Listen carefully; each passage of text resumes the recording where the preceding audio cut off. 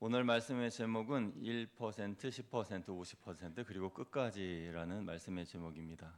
먼저 하나님께서 여러분을 사랑하시는 것을 여러분 믿으십니까? 하나님 여러분 사랑하십니다. 성경에 기록되어 있는 이 내용들은 하나님이 여러분들을 사랑하신다는 그런 내용입니다. 여러 가지 모습으로 하나님의 사랑을 표현하고 있지만은 그 내용의 핵심은 하나님은 여러분들을 사랑하신다는 거죠. 여러분, 하나님께서 여러분들을 사랑하실 때에 그 사랑의 모습, 그 주된 골자는 죄악된 인간을 용서하시고 또 사랑하시고 또다시 사랑하시고 용서하시고 품어주시고 그런 이야기의 반복된 이야기가 성경에 기록되어 있습니다. 역사를 거슬러 올라가 보면요, 하나님께서 첫사람 아담을 만드시고 그리고 아담과 하와가 에덴 동산에서 하나님과 잘 지내는 듯 싶다가 죄를 범하죠. 선악을 알게 하는 나무의 열매를 먹습니다. 그래서 죄를 범하여서 하나님으로부터 심판을 받게 되는 거죠. 그것은 에덴 동산으로부터 떠나게 되는 것인데요. 그런데 에덴 동산으로부터 그들이 추방당할 때에 하나님이 그들의 벌거벗은 모습을 안쓰럽게 보셔서 가죽옷을 지어서 입혀주십니다. 사랑의 하나님의 모습이죠. 시간이 지나서 땅에 죄악으로 가득 덮였습니다. 그래서 어쩔 수 없이 물로 심판하실 수밖에 없는 상황이 되었어요. 그때 하나님은 노아와 그의 가족들을 방주 안에 태우시고 그들로 이 다음 홍수 이후의 시대를 이어가게 하셨습니다. 그 모습도 사랑의 하나님의 모습입니다. 나라가 세워지고 서로 간의 전쟁이 심해질 때에 하나님은 한 나라를 세우시고 그 나라를 통해서 온 열방에 복음을 전하기를 원하셔서 아브라함을 부르셨습니다. 그리고 아브라함에게 내가 너로 인하여 복을 주리라, 너로 인하여 큰 민족을 세우리라 하셨죠. 그리고 또 시간이 지나서 아브라함의 후손들이 이 애굽의 고센 땅이라는 곳에서 살다가 이제 종살이를 하게 됩니다. 그때 그들의 부르짖음을 들으시고 하나님이 모세를 보내시고 그들을 출애굽시켜 주시죠. 이 모든 것이 사랑의 하나님의 모습입니다. 이스라엘이라는 나라가 세워지고 다윗 이후로 하나님을 잘 섬기는 왕들은 별로 많지 않고 악을 행하는 왕들이 많았습니다. 그때마다 하나님께서 선지자들을 보내셔서 복음을 전하시고 또 구원을 증거하시고 다시 돌아오라 말씀하셨습니다. 용서해 주시고 사랑하시는 하나님의 모습이죠. 그리고 마침내 예수님을 보내셨습니다. 그리고 오늘 이렇게 우리가 거양교회에서 모여 예배를 드리게 되는 거죠. 이러한 모든 이야기가 성경에 기록되어 있는 이야기들입니다. 예수님께서 이 하나님의 사랑의 모습을 잘 설명하신 그런 내용이 있어요.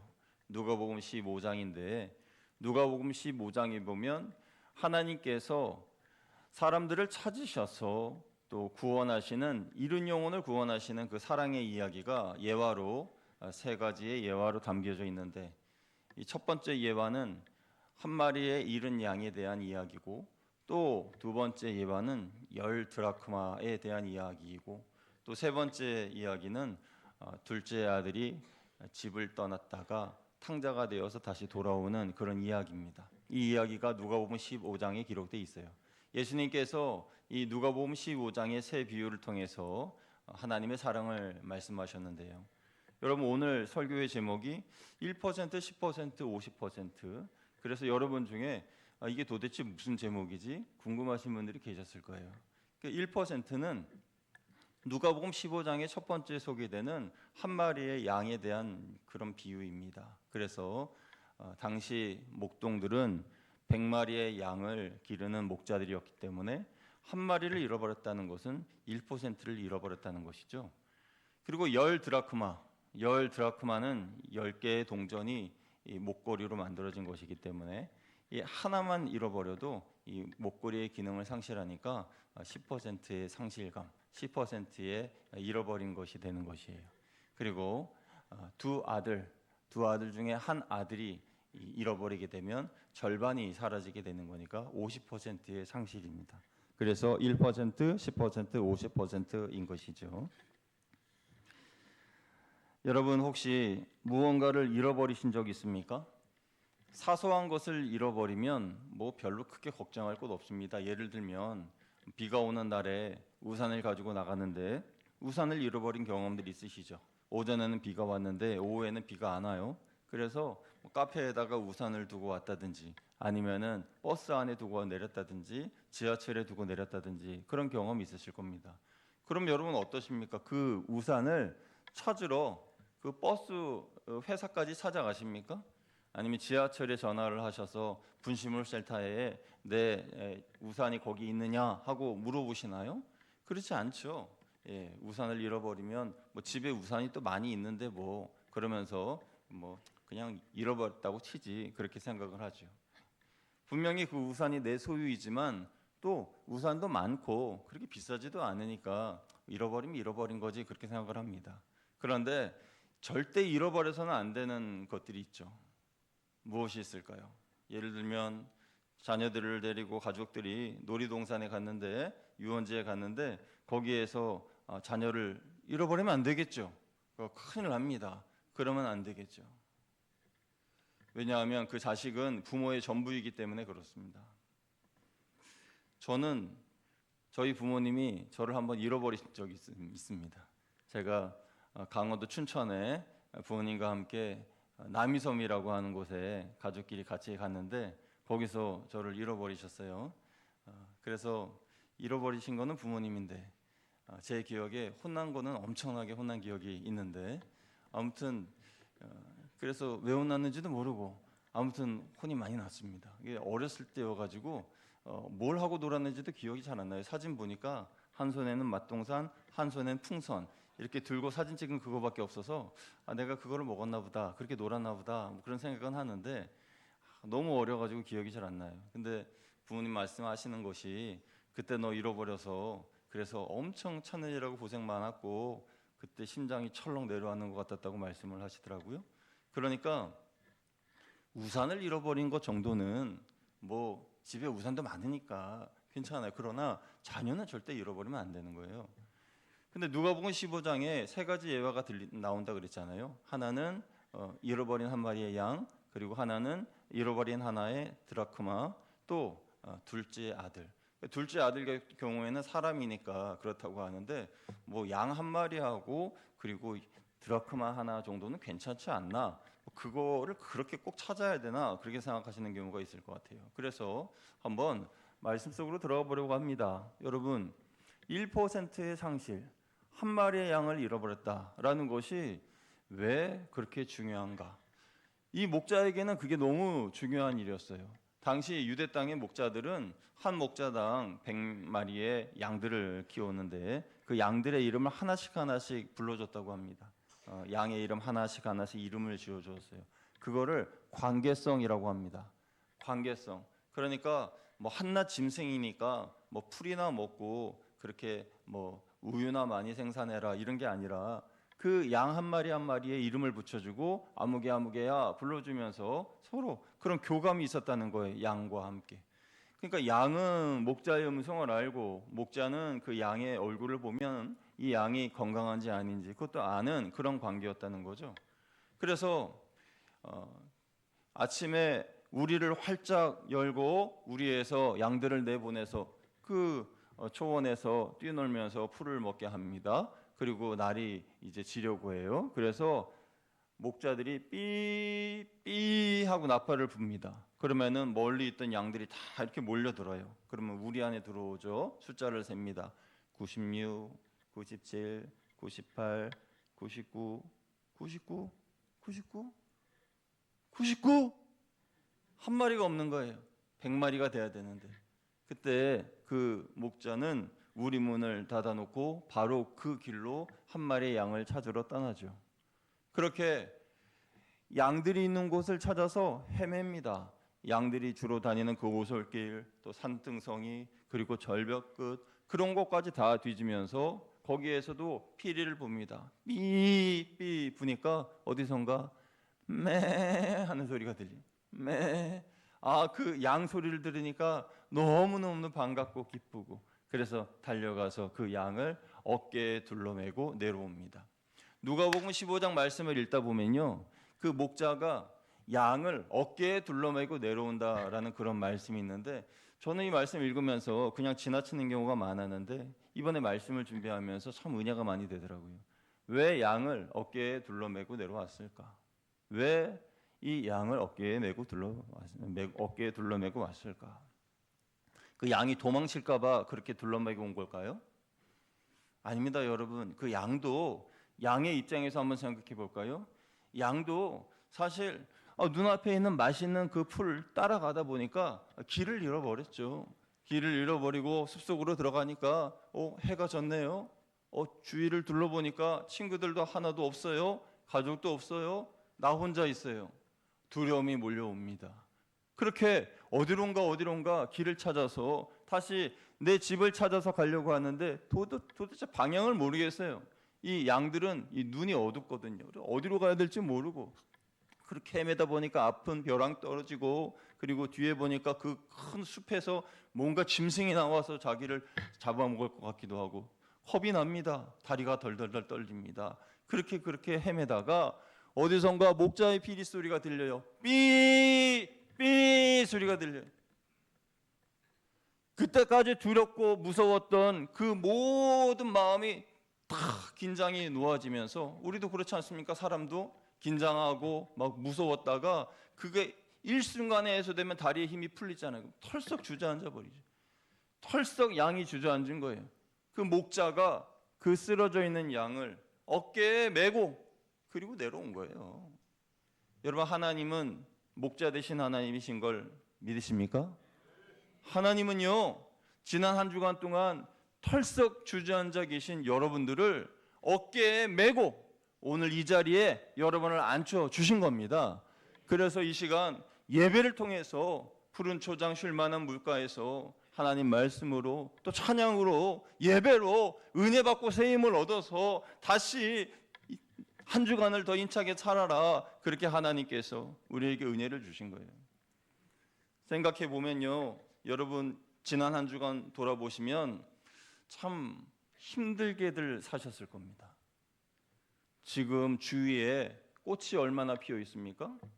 우리 성도님들 중에서는 우리 교회 마당에 목련 나무가 있다는 걸 모르는 분들도 많이 계시더라고요.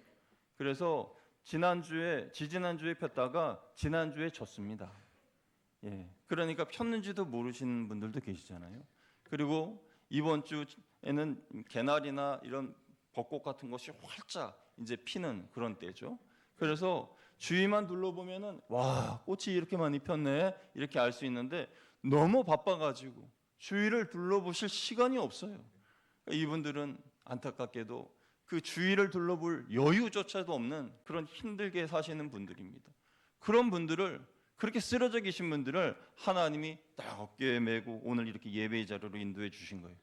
어떤 분들은 청길 낭떠러지 위에 그 구름다리를 걷는 것 같은 공포 가운데 한 주간 사셨던 분도 계실 거예요. 그런 극도의 스트레스와 그런 고난, 어려움, 그런 것 때문에 힘들어할 때에, 그래서 털썩 주저앉아 있을 때에 내가 너를 이곳으로 안내해 줄게 하면서 하나님께서 목자가 되셔서 이곳에 앉아 주신 거죠. 할렐루야. 그래서 우리는 하나님이 주시는 은혜의 꿀을 먹고 새 힘을 얻어야 하는 것입니다. 우리의 예배를 받으신 하나님은 세상에서 지친 우리를 이곳으로 인도해 주셨습니다. 여러분, 1%의 상실, 단 한 마리라고 하더라도 하나님께서는 찾을 때까지 찾고 그를 인도해 주시고 이끌어 주셨다는 것이죠. 이게 바로 15장, 누가복음 15장의 첫 번째 비유의 말씀이고요. 두 번째 비유의 말씀은 잃어버린 10개의 데나리온, 드라크마에 대한 이야기예요. 여러분, 이 10드라크마 이야기는요, 우리가 잘 알고 있는 이야기인데 유대인의 정서를 좀 이해해야 됩니다. 앞서 말씀드린 대로 이 드라크마는 목걸이로 만들어진 거예요. 그래서 10드라크마는 결혼할 때 신랑이 신부에게 목에 걸어주는 목걸이입니다. 그러니까 여러분들은 이렇게 생각하실 수도 있을 거예요. 10%의 상실감이라고요? 아닌 것 같은데 성경을 읽다 보면은 10 드라크마 중에 한 드라크마를 잃어버려서 그것을 찾으라고 했던 거 아니에요? 그러면 1%의 상실이죠, 목사님. 이렇게 말씀하신 분은 진짜 훌륭하신 성도님이십니다. 왜냐하면 성경을 잘 알고 꿰고 계시다는 얘기니까요. 그런데 이 유대인들의 그런 모습을 보면은 이 목걸이로 되어 있는 것, 여기에서 이 하나가 떨어져 나가게 되면 목걸이가 만들어지지 않는 것이니까, 그러니까 목걸이로서의 기능을 잃어버리는 거예요. 근데 이게 또 왜 문제가 되느냐? 남편이 준 사랑의 증표, 그거는 정말 그 정도만 해도 괜찮아요. 그런데 여기에는 좀 악습이라고 할까요? 좀 어떤 그런 법이 있었어요. 뭐냐면 남편이 결혼 때에 목에 걸어준 그 목걸이, 10개의 데라크만 목걸이 중에 하나라도 잃어버리면은 이혼 사유가 되었습니다. 지금은 뭐 이해할 수 없는 그런 법이 그때 당시에는 일반화됐으니까. 그러니까 그 목걸이를 잃어버리거나 그 중에 하나라도 잃어버리면 이혼 사유가 돼서 내쫓기게 될 판국이에요. 그래서 이 여인은 그 목걸이, 거기서 떨어져 나간 동전 하나를 찾을 때까지 찾는 거예요. 방 안을 뒤져봅니다. 그래도 못 찾았어요. 그 마당을 쓸면서 찾아봅니다. 그래도 못 찾았어요. 해가 지고 점점 시간이 지나가는데도 포기할 법한데 포기하지 않고 끝까지 찾습니다. 왜냐하면 첫째는 남편이 준 사랑의 징표요, 두 번째는 그것을 잃어버리면 이혼 사유가 되니까 그걸 찾을 때까지 찾아야 되는 거예요. 세 번째 이야기는요, 탕자의 이야기죠. 둘째 아들이 어느 날 갑자기 아버지에게 말합니다. 아버지, 이제 아버지의 유산을 저에게 주십시오. 이렇게 이야기합니다. 성경에는 아버지의 분깃을 제게 주소서 이렇게 점잖게 표현되었는데, 이게 당시 유대인들에게는 어떻게 들렸느냐? 이렇게 들렸을 겁니다. 아버지 이제 나이 많으시잖아요. 곧 돌아가실 것 같은데 그냥 유산 그냥 저한테 지금 주세요. 이렇게 이야기를 하는 거나 마찬가지예요. 여러분, 이러한 불량스러운 자녀들에 대해서는 당시의 법은 돌로 쳐 죽이라 그랬어요. 그러니까 부모에 대해서 이렇게 업신여기고 모욕감을 주는 그런 자녀들은 돌로 쳐 죽여라, 이런 법이 있었습니다. 그리고 또 한 법은 뭐냐면, 아무리 아버지가 재산을 미리 분배해 주셨다고 하더라도 아버지 생전에, 살아 생전에는 그 재산을 받을 수가 없는 법이 있었습니다. 그 법으로 딱 정해놨어요.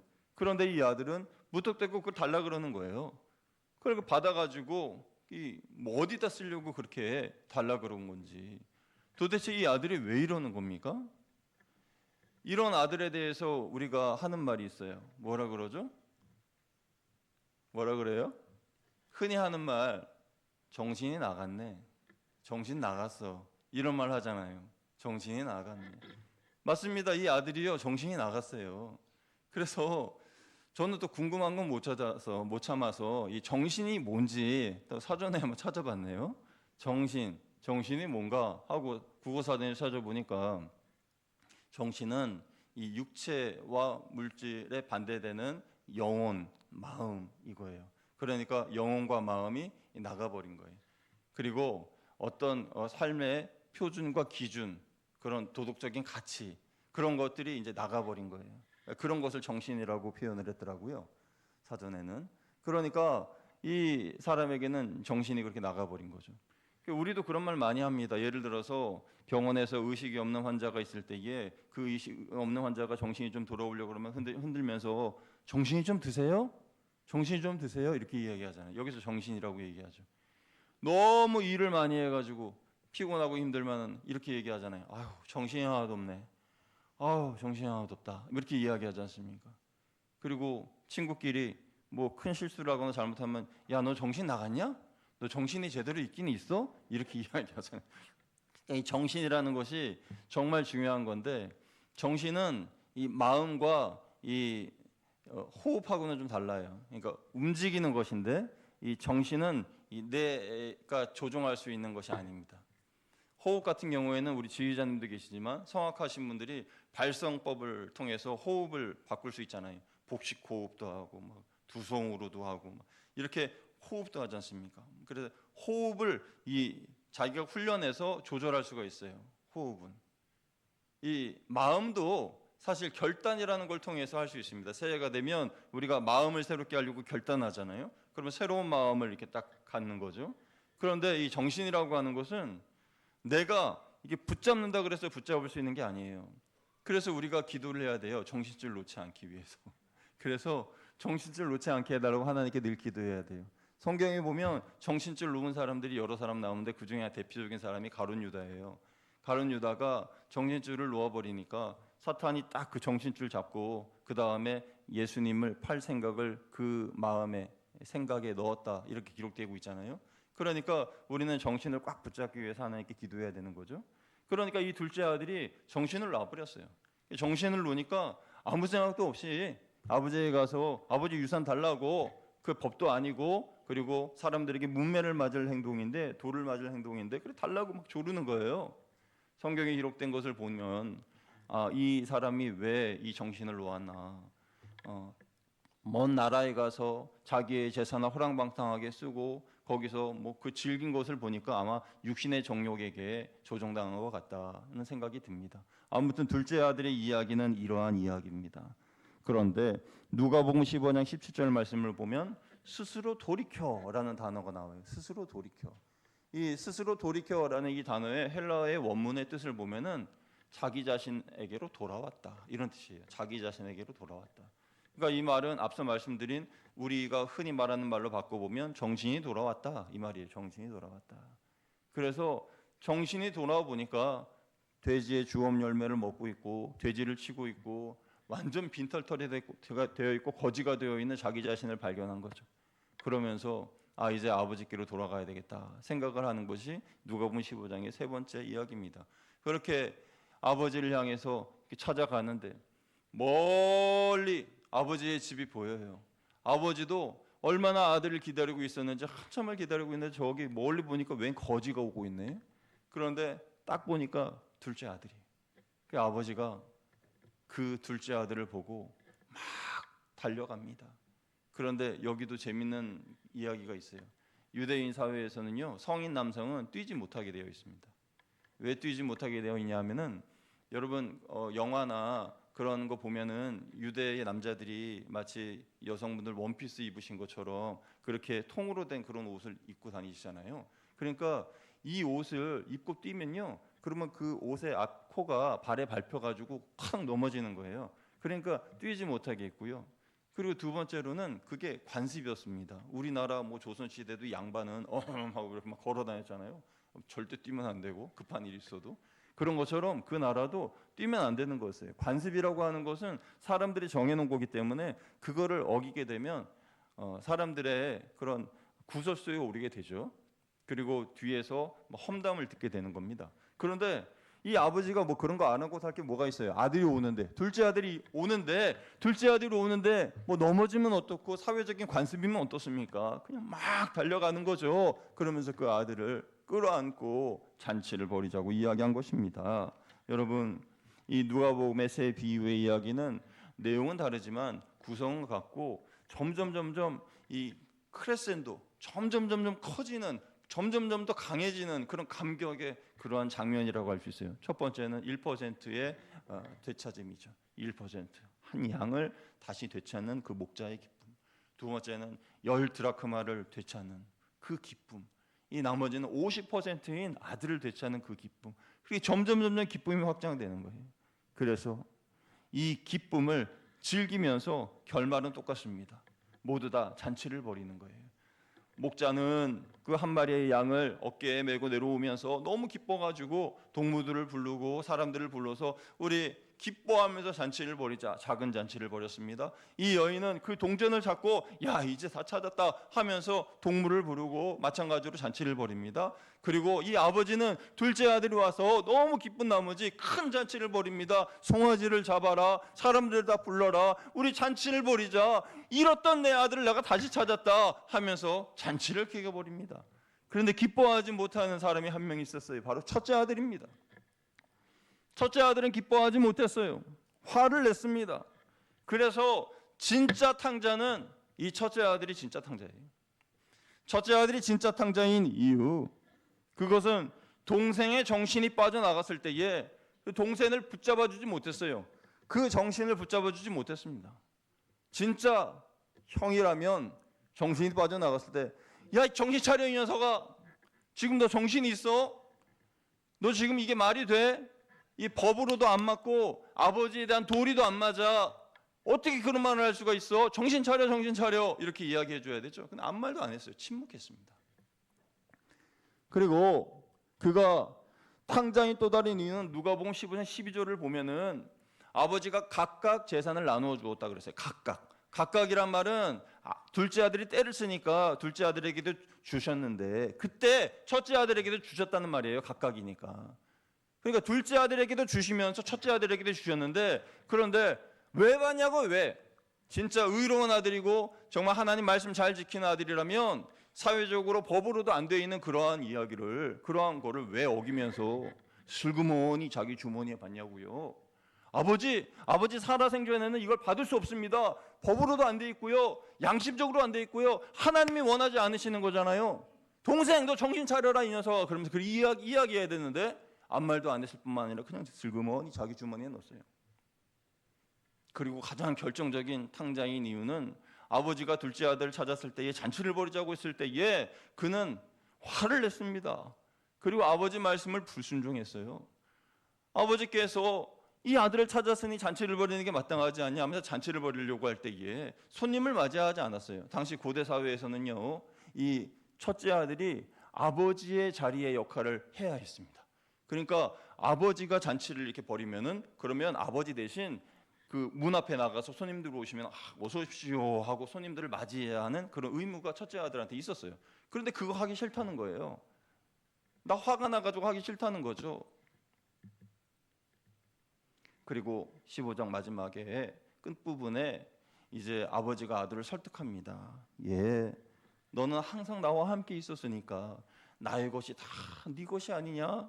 그런데 그 둘째는 내가 잃었다가 다시 찾았지 않냐? 죽었다가 다시 살아났잖아. 그래서 잔치를 벌이는 것이 마땅하지 않겠니? 이렇게 설득하는 이야기로 누가복음 15장이 끝나죠. 여러분, 지금 오늘날 이 첫째 아들은 누구를 말하는 걸까요? 이 첫째 아들은 어떤 사람들일까요? 1% 그 정도 아무것도 아니지. 뭐 99%가 있는데 1% 그거 잊어버린다고 한들 뭔 상관인가? 그렇게 생각하는 사람이 첫째 아들입니다.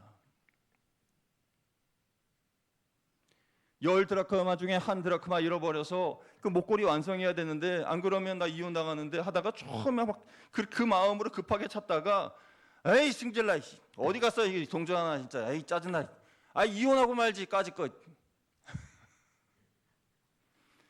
이렇게 자기 감정대로 막 화내는 대로 혈기 부리고 막 그러는 사람이 첫째 아들이에요.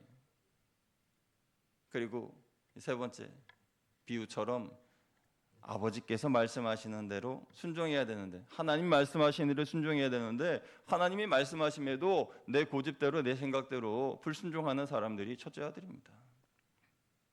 여러분, 우리는 어느 모습에 속합니까? 첫 번째입니까? 두 번째입니까? 세 번째입니까?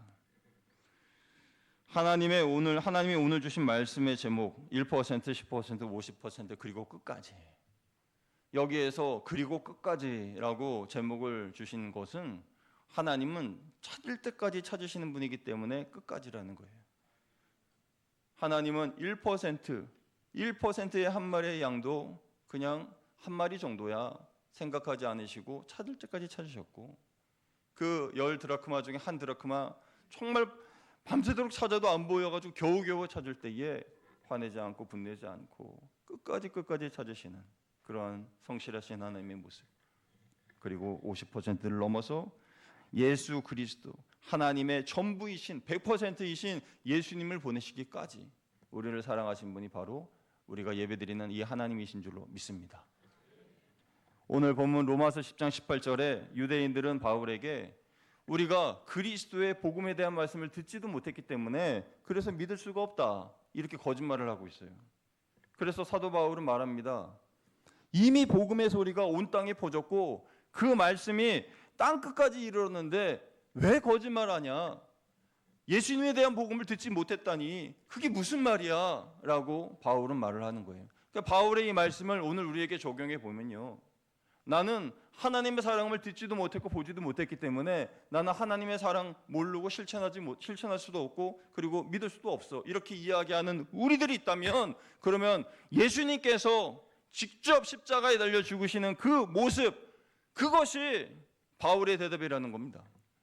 하나님께서 직접 예수님의 십자가에 못 박혀 죽게 하심으로 말미암아 하나님의 사랑을 확증하셨으니까 누구도 하나님의 사랑에 대해서 의심할 수 없고 외면할 수 없다는 거예요.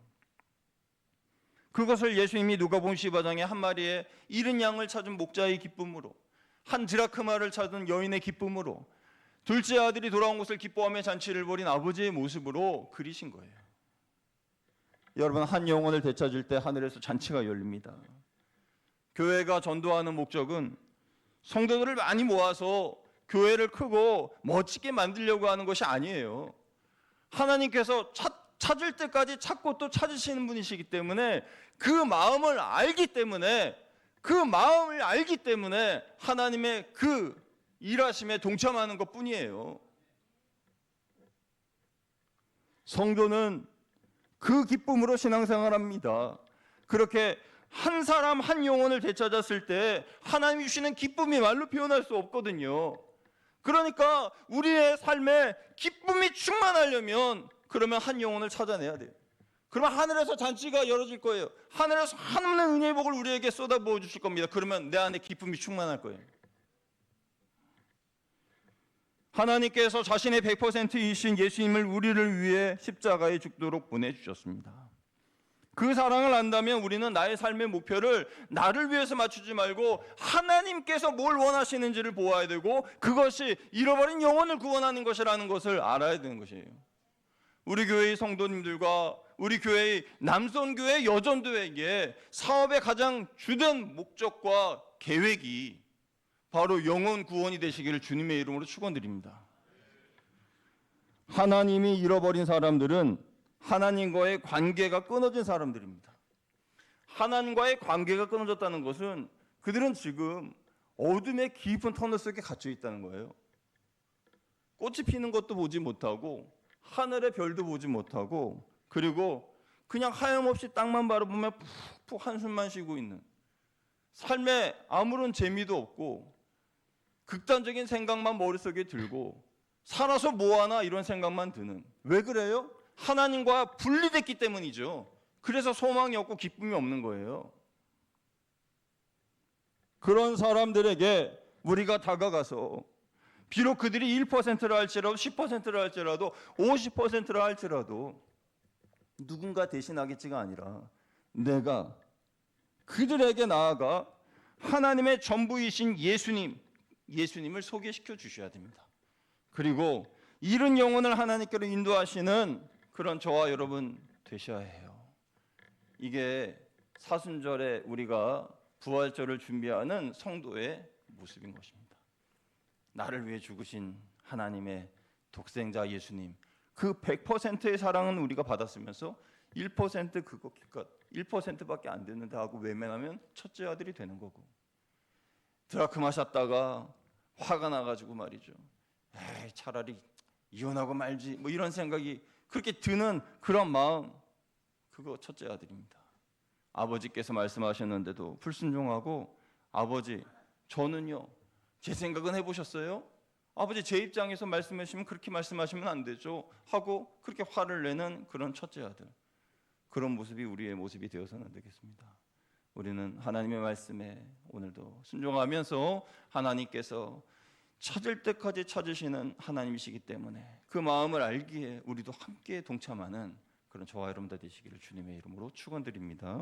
기도하겠습니다. 하나님, 우리를 위하여 나를 위하여 하나님의 전부이신 예수님을 보내주심에 감사드립니다. 예수님이 나를 위해 십자가에 죽으신 그 사랑을 가지고, 그 하나님의 사랑을 가지고 잃은 영혼을 하나님께로 인도하는 우리 모두가 될 수 있도록 인도하여 주옵소서. 지금 깊은 어둠 속에 갇혀있는 그들을 건져내시는 것이 우리의 사명이고 숙제인 것을 알고, 하나님 오늘도 이번 한 주간도 그 사명 감당하는 우리 모두 될 수 있도록 인도하여 주옵소서. 우리 주 예수 그리스도의 이름으로 기도드리옵나이다. 아멘.